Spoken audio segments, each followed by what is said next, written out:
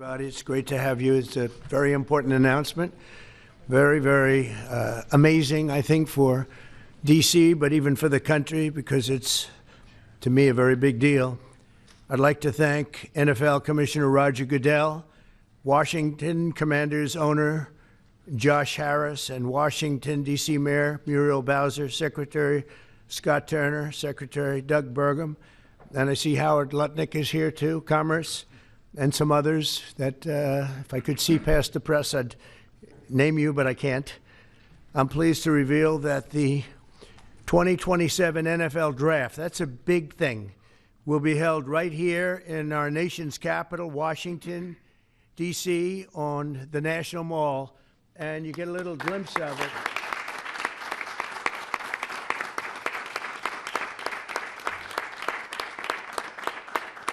I was just saying to Roger, I don't think there's ever been anything like that. That's a good idea. In fact, maybe we could use it for other things also. I have an idea. It's going to be beautiful. It's going to be something that nobody else will ever be able to duplicate that, I don't suspect. It's very exciting. Every year, hundreds of young football players have their dreams come true as the NFL teams across the land, and you just saw that last week, select the best young players in America to join their ranks. Hundreds of thousands of football fans will travel all across our country to cheer them on in person. We expect, would you say, more than 100,000 people, I think. What is the capacity would you think it can hold? Because the mall can actually hold up to 1 million people if you go all the way back. What do you think? Over 3 days, we'll be over 1 million. Oh, yeah, you're going to have a tremendous amount of people. Boosting local businesses and bringing jobs and tourism to the heart of our capital. The draft is a celebration of one of our country's most cherished cultural institutions and the annual highlights for football fans everywhere. Everyone in the world is going to be watching. We look forward to welcoming people from across the nation, from all over the world. Last month, the Washington Commanders and the D.C. government also announced a major deal to build a brand new 65,000-seat football arena at the site of the RFK Stadium in eastern Capitol Hill, and I don't think there is a better site anywhere in the world than that site. Incredibly exciting. You know, he's a friend of mine. He's a very successful guy. There's a reason for it. It's amazing. It sat there for years, and people were talking about stadiums in 25 different sites. I said, they're not talking about the best site. That's the best site there is. Bringing professional football back into the district from Maryland.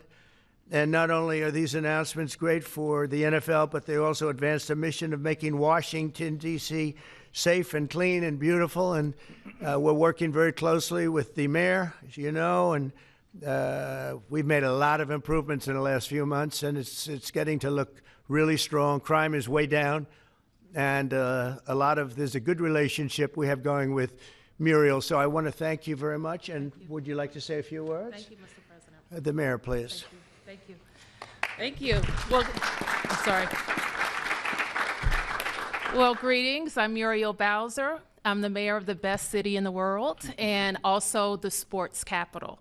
And we are delighted to be here with the Washington Commanders, the NFL, and the president to talk about this very exciting announcement for Washington, D.C.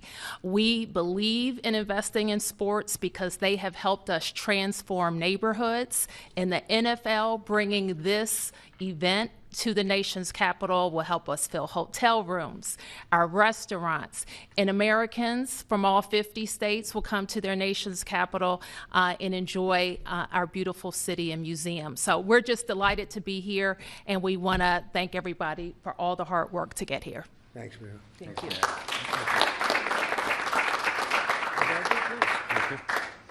Well, Mr. President, thank you. We're honored to be here in the Oval Office, and to have you announce the 2027 NFL Draft is a special treat. So thank you for your support.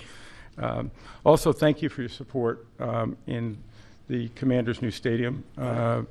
We agree it's going to be a great site. We think it's going to be great for our fans here, and it's great to come back home. And so we're very excited about that. Josh is leading the way on our behalf, and the mayor, so we thank both of them for that. We also want to thank you because in the first term you helped us get a Canadian trade deal, which we want to make sure we note again and make sure you know. Canada does not like me too much. They gave a great American company a lot of money that you deserved, frankly. So Thank you. The draft has really become one of the great entertainment and sports events. Just a week ago in Green Bay, we had over 600,000 people attend. The year before in Detroit, we had close to 800,000. As the president remarked, we believe we'll be well over 1 million when we come here to DC in 2027. So we not only believe it's a great site, we believe it's consistent with what the president said, which is investing in our communities, investing specifically here in the nation's capital, one that I grew up here in Washington, D.C., and is particularly important. We think we can have a tremendous impact on this community, and it will not just be an event, it will be something that will show the world how far the nation's capital has come and where it's going. So we're very excited about that. And we thank everybody here. We thank you for your support. We know it's going to be a great event. And Mr. President, we thank you again. thank you very much. You're Roger. welcome. Good luck with it. Yes, thank you. Thank you. Mr. President, thank you very much. We wouldn't be here without you. Thank you for your leadership in terms of the stadium, and now, what a great day for Washington. I mean, to host the NFL draft in 2027 on the Mall. I believe we'll get over 1 million people, and it's going to be an amazing day, and it'll showcase what Washington's all about, but it'll also showcase what our country's all about. Washington is the gateway city to our country, and you know, it'll be an amazing day, and we can't wait to get started. And I couldn't have done it without my partners, Roger Goodell, thank you, and Mayor Muriel Bowser. And we're ready to get to work, and I can't imagine RFK coming back. I grew up here. DC used to stop, and on Sundays, and everyone would be inside watching football, or everyone would be glued at the stadium. And so we want to bring that back. And football really is as essential to the culture of America. We all love it, we all watch it, and it brings people together. And so what a great way to celebrate the United States of America, the NFL, and the Washington Commanders. And President Trump, we leave on your desk a Trump jersey. You are the ultimate commander, so it is a Commander's jersey. There's no bird on it, but you know, we appreciate you, and thank you for everything you've done, and look forward to the future. Thank you very much. Thank you. And I have to say that Josh had a very good draft a short while ago. You have a very good quarterback. You do. A great quarterback, I think. Great. Any questions, please, about the stadium or any of it? Yeah, please. Yes. Thank you very much. Yes, thank you so much. About the draft, and I would like to upcome an event that it was already mentioned here, the World Cup. Although United States, the passion here is football. For the World Cup next year, how do you envision, Mr. President, this event here in the United Well, States? it'll be fantastic. I worked very hard to get the World Cup. It was, in fact, I think I have the trophy right here, right behind you. Don't have a picture taken with Roger and that trophy, by the way. But no, they brought it in. Johnny, who's a good guy, but he brought that in. That's the actual trophy. It's interesting that you asked that. And it's made at Tiffany's, and they're leaving it here until just before the actual World Cup. Then it goes to the champion. But that's very exciting. We have the Olympics. So we have both of them. I worked very hard in getting both, and I said, you know, I'm not going to be able to be there as president. And then a strange thing happened, and it turned out I became president not for the term that I was supposed to be. I became president while we have the Olympics and the World Cup, and we have something that maybe surpasses everything, the 250th anniversary of our country. So that's going to be great. That's going to be a very big event, a year-long event. So thank you for the question. Very nice question. Yeah, please. So you've often said you want U.S. to be bigger, better, and stronger. Currently, Russia is the biggest country in the world by landmass, followed by Canada and then China. So when you say that you want to annex Canada, is it so that it would be the biggest country in the world? No, I never even thought of it that way, although I am a real estate developer at heart. I've never heard that question. Yeah, please, go ahead. Thank you, Mr. President. Will you have to hire more security and police in order to accommodate the 1 million people coming in for the NFL draft? I think that there'll be something, and I know Roger will work it out, and Josh and all of us will work it out. It's such an honor to have that. I think it'll be great for everybody, great for our country. It'll be something very special. There's no scene like it. There's no site like it. My whole life was based on sites, locations, and as soon as I looked at that rendering, it's going to be beautiful. It's going to really be beautiful. You know, interestingly, I didn't know exactly where it sat relative to the Capitol, but the stadium, if you go back, is right behind the Capitol, miles behind, but nevertheless visually right behind it. So it's going to be an architect's dream, whoever the architect is chosen, and the owner. It's going to be something special. I think it's going to be great for the area. Going to be, it will be top of the line. I know these people very well, and they only know about top of the line. And I would say that more will be put into the stadium than would be put into a identical stadium of a similar size. I think they're going to do a special, because of the importance of the location. I have no doubt they'll do a special job. Yeah, please. Can you explain a little bit about how you would implement tariffs on the film industry, kind of how that would work? Well, that's a different story, but our film industry has been decimated by other countries taking them out, and also by incompetence, like in Los Angeles. The governor is a grossly incompetent man. He's just allowed it to be taken away from, you know, Hollywood. Hollywood doesn't do very much of that business. They have the nice sign and everything's good, but they don't do very much. A lot of it's been taken to other countries, and a big proportion. And I'm actually going to meet with some because, you know, there's some advantages, I guess, and I'm not looking to hurt the industry. I want to help the industry. But they're given financing by other countries. They're given a lot of things. And the industry was decimated. If you look at how little is done in this country now, you know, you think we were the ones. We used to do 100, not long ago, 100%. Now we do almost like very little. It's shocking. Are you in that business too? Because he's in so many businesses. You could explain it, but it's not a good situation. So we're going to meet with the industry. I want to make sure they're happy with it because we're all about jobs. That's all what it's very important. It's a big industry, but it's an industry now that's it's really left. It's abandoned the USA where it started, and we'll get it back. Yeah, please. Thanks, Mr. President. First, I just want to thank you for letting us in here. I'm with Zero Hedge, and the last administration banned us on social media, so we're really grateful to be in the White House. And this is not exactly sports related, but I've been dying to ask you this question for a long time, which is that 2.5 years ago, the Nord Stream pipeline blew up. Yeah. And despite what people like John Brennan and all the hawks said, you were one person who said Russia probably did not blow up its own pipeline. Yeah, if you can believe, they said Russia blew it up, yeah. And so I'm wondering now that you're president, if you would consider launching a formal investigation into what happened there and who actually did blow it up.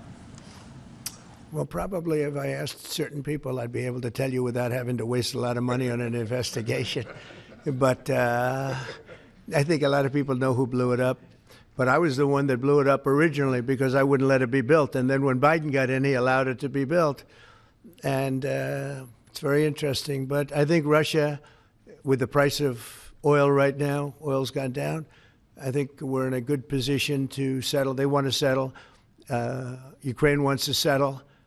If I weren't president, nobody would be settling. They're losing 5,000 people a day. Think of it. Here we talk about football. They're losing 5,000 people on average a week, mostly Russian soldiers and Ukrainian soldiers, 5,000 a week, not including people that are, killed as missiles go into areas that they shouldn't be. It's a very terrible thing, and I think we've come a long way, and it could be something will happen, but hopefully it will. As you know, President Putin just announced a 3-day ceasefire, which doesn't sound like much, but it's a lot if you knew where we started from, because they were not. We had a president that for 3 years didn't speak to Putin, and it all shouldn't have happened. This is a war that should have never happened. And you're going to be very disappointed when you find out the real number of people that were killed. It's far greater, many times greater, I believe, but far greater than the numbers that you're putting out. It's a very, very deadly, horrible war. Okay? Yes, ma'am. Thank you, Mr. President. Some Catholics were not so happy about the image of you looking like the Pope Oh, I see. You mean they can't take a joke? You don't mean the Catholics, you mean the fake news media. Cardinal Not the Dolan. Catholics loved it. Cardinal Dolan. I had nothing to do with it. Somebody made up a picture of me dressed like the Pope, and they put it out on the internet. That's not me that did it. I have no idea where it came from. Maybe it was AI, but I know nothing about it. I just saw it last evening. Actually, my wife thought it was cute. She said, "Isn't that nice?" My question about Actually, I would not be able to be married, though. That would be a lot. I'd have to the best of my knowledge, popes aren't big on getting married, are they? Not that we know of. No. I think it's the fake news media that, they're fakers. My question, though, sir, was about the fact that it was put out on the White House account, even though it was AI generated, it was a joke, it was a meme. Does it at all diminish the substance of the official White House account to have it go out on that particular channel? Give me a break. It was just somebody did it in fun. It's fine. Have to have a little fun, don't you? Yeah, please, go ahead. Tell me about the program that's just been introduced to give undocumented immigrants living in the United States About me? $1,000 to self-deport. Can you just tell us a little bit? Oh, the new program, yeah. We have millions of people that have come into this country illegally through an administration that didn't know what they were doing. They didn't have a clue. And now we find out officially they didn't because the president was incompetent, but I could have told you that before. And they've allowed millions and millions of people to pour in. Murderers, drug dealers, the biggest drug dealers in the world, actually. Terrorists come in, emptied prisons from many countries, not just South America, all over the world. They emptied their prisons into our beautiful USA. And to get that many people out, 21 million people we think the real number is, but let's say 3 million of them are serious criminals. 11,888 murderers, many of whom murdered more than one person. It's hard to believe we have to even talk about this when we're talking about something so beautiful, but it's something we have to talk about having to do with the country because it's very important. So they came in by the millions illegally into our country. They just flowed in through an open border policy that was insane. And what we've done is we've offered, you know the numbers, but because we're taking them out by the thousands, we're being obstructed. It's very unfair what's happening because the court system it's very unfair. We have to get them out fast. These are bad people. These are people that are killing, and they've already killed many people in this country. Illegal immigrants that came in illegally through an open border policy, which is insane. We talk about common sense. That's not common sense. And they came in from the Congo, all over Africa, all over Asia, all over South America, parts of Europe. They flowed in and just walked right into our country. We had no idea who they were. 21 million at least. That's probably a low number. You hear lower numbers than that. It's not. That's a low number. But many are really serious criminals and terrorists and people from jails. They emptied out jails. Venezuela, their crime is down 72% because they took all the criminals off the streets and the gangs and they dumped them into our country. So we're getting them out. It's a very difficult thing with the courts because the courts have all of a sudden, out of nowhere, they said, maybe you have to have trials. We're going to have 5 million trials. Doesn't work. You wouldn't have a country left. But hopefully the Supreme Court will save it. But what they've done is a very, very serious thing. Past presidents took out hundreds of thousands of people when needed. You look at Eisenhower, you look at many of them, and they took people out and they didn't go through any of this. But what we thought we'd do is a self-deport, where we're going to pay each one a certain amount of money, and we're going to get them a beautiful flight back to where they came from, and they have a period of time. And if they make it, we're going to work with them so that maybe someday, with a little work, they can come back in if they're good people, if they're the kind of people that we want in our company, industrious people that could love our country. And if they're not, they won't. But it will give them a path to becoming, to coming back into the country. If they miss that limit, they're going to be taken out of our country. And they will never get a path to come back in. And it'll be a much tougher process. And it's called self-deportation. And by doing that, you're talking about so many millions of people. By doing that, we've taken out thousands of terrorists, drug lords. What we've done is amazing, and I'm sure Tom Homan and Christy Noem have done an incredible job. They really have done an incredible job, but it's a hard job. So we're going to have a self-deportation where they deport themselves out of our country, and we'll work with them, and we're going to try, and if we think they're good, if they have, the people we want in our country, they're going to come back into our country. We'll give them a little easier route. But if they don't work, and if we take them out after the date, then they're never coming back. And that's the least of the problems that they're going to have. Yeah, please. What's your expectation for your meeting with the Canadian Prime Minister tomorrow? I don't know. He's coming to see me. I'm not sure what he wants to see me about, but I guess he wants to make a deal. Everybody does. They all want to make a deal because we have something that they all want. We have something that they all want. China wants to make a deal very badly. You see what's happening to China. China's being decimated, and I don't want that to happen. But they have to make a fair deal. We were losing hundreds of billions of dollars a year. We were losing think of it, on our trade policies with Biden. We're losing $5 billion a day. I think Josh, as a great businessman, would not let that happen too long, right? How many groups could lose $5 billion a day? If you lose $5 billion one day, that's the end of that company, right? You're fired. He says, you're fired. Get out of here. So we essentially did that, and we have it down to a very low number. We're doing really well, really well. Yeah. How did you decide to reopen Alcatraz? Can you walk us through that decision? Did I say what? To reopen Alcatraz, how will you use it? How did you come up with the idea? Well, I guess I was supposed to be a movie maker. We started with the movie making, and we'll end. I mean, it represents something very strong, very powerful in terms of law and order. Our country needs law and order. Alcatraz is, I would say, the ultimate, right? Alcatraz, Sing Sing and Alcatraz, the movies. But it's right now a museum, believe it or not. A lot of people go there. It housed the most violent criminals in the world, and nobody ever escaped. One person almost got there, but they, as you know the story, they found his clothing rather badly ripped up, and it was a lot of shark bites, a lot of problems. Nobody's ever escaped from Alcatraz, and just represented something strong having to do with law and order. We need law and order in this country. And so we're going to look at it. Some of the people up here are going to be working very hard on that. And we had a little conversation. I think it's going to be very interesting. We'll see if we can bring it back in large form, add a lot. But I think it represents something. Right now it's a big hulk that's sitting there rusting and rotting. You look at it, it's sort of, you saw that picture that was put out. It's sort of amazing. But it sort of represents something that's both horrible and beautiful and strong and miserable, weak. It's got a lot of qualities that are interesting, and I think they make a point. Okay, are you guys okay? I want to just say that it's such an honor to be up here with my friends, because this is a group of people that have done an amazing job, and all we can do, Muriel and I, is give them the greatest site there is, I think, that I've ever seen for something like this. And I did very well in the real estate business. I think this is the greatest site there is anywhere in the world for exactly what you guys are doing.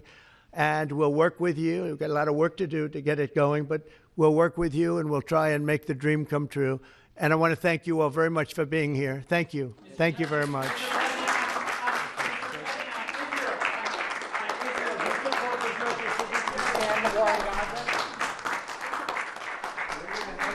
We're going to help the people of Gaza get some food. People are starving, and we're going to help them get some food. A lot of people are making it very, very bad. If you look, Hamas is making it impossible because they're taking everything that's brought in. But we're going to help the people of Gaza because they're being treated very badly by Hamas. Thank you very much.